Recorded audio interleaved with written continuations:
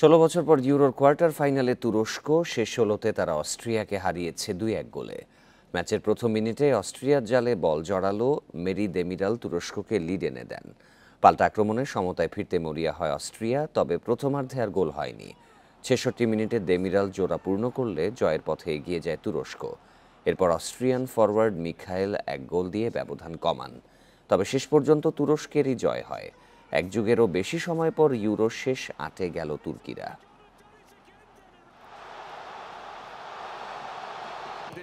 Corner taken by Sabitzer. Glanced on it in. They go back, and it's smashed in by Gregoricius off the bench. But in the end, they could find no way. 58